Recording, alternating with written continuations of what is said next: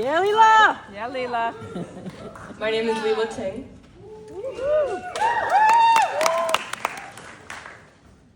Congratulations to the LREI class of 2025 and welcome friends and family. I will be careful with your time today. As a forewarning, I cried so hard at last year's graduation, a grandmother gave me her entire packet of tissues. So please bear with me. Let's start with some LREI history. Elizabeth Irwin founded the Little Red Schoolhouse in 1921, an era shaped by economic turbulence and racial tensions in jazz, the soundtrack of the Roaring Twenties. Little Red became a haven for teachers and families that did not conform to the politics in America at the time. The school was a singular symbol of progression during the first Red Scare. Now we serve quinoa at the salad bar during lunch. But really, step into any Ann Carroll classroom and you will see the dissidence of our students and teachers has remained strong. We find ourselves in the 20s again. The century between us and Irwin has ushered in tremendous advancement. Still, we are in a time where the country's most elite university is suing the presidential administration so they may continue teaching international students. I looked to Irwin's founding ideas during these times, and one was especially striking for me. Irwin pushed her students to discover what she called possible new truths. In 1925 and 2025, possible new truths are principles we discover through experience and experimentation. They often come as lessons and can decode a complicated time like ours. Today, I will share 3 possible new truths the class of 2025 has taught me. 1, living a double life. One of my peers has soccer practice every second he isn't at school. And when he's asked to hang out, 90% of the time, he says, "My coach is mad at me, I can't." But during the fraction of time he is free, we have become friends. And when he has turned up after practice, I've learned that I can turn on the Hamilton soundtrack and he will go from soccer player to Broadway star.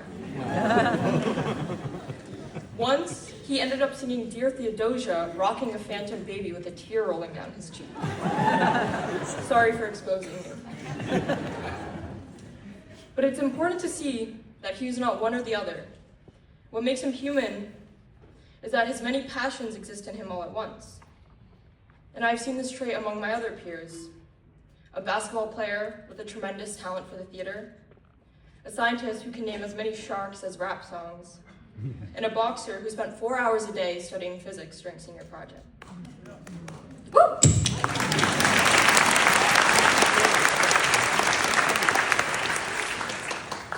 These are the students that have taught me the first possible new truth. In a culture shaped by the flat narratives expected of young people, being multifaceted is a powerful way to move through the world.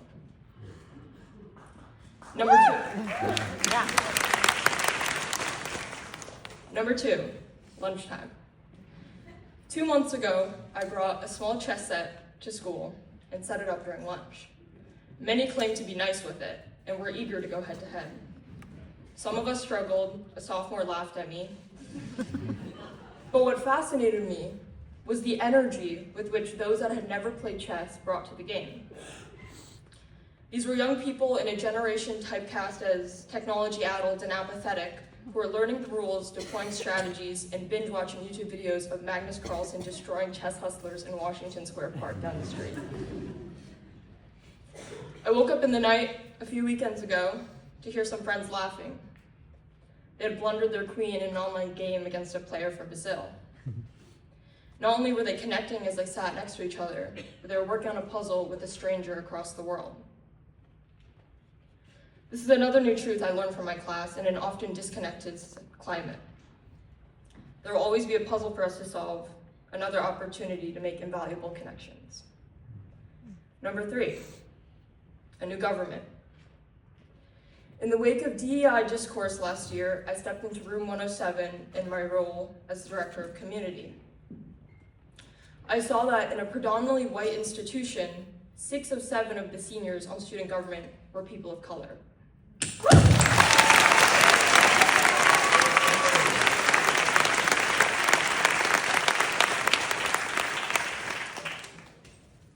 The Little Red population had gathered to democratically elect us, Meanwhile, the culture at large was doubting the merits of people in color positions of power. But I saw the commitment of students that were going against the political grain and succeeding. They showed me that the doubts the world have are not the doubts we must have, and the way the world thinks is not the way we must think. And I want to point something out we must stay conscious of in college. What goes on in an academic institution is often in relation to what's going on in the world.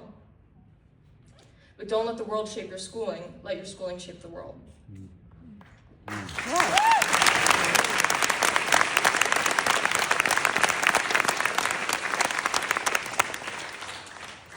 I would like to momentarily share my gratitude. Thank you to my wonderful librarian, Karen, for being my first friend here.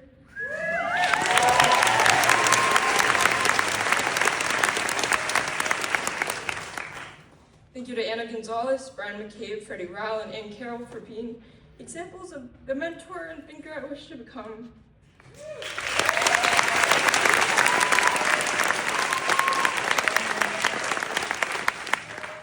To Adria Maynor for being LREI's guardian angel.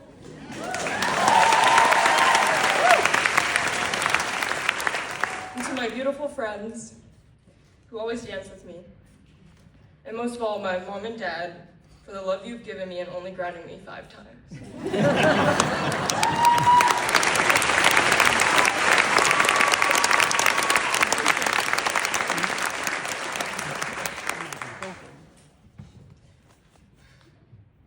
As we move into the world next year, we will spend hours waiting in lines, looking over headlines that are catastrophic.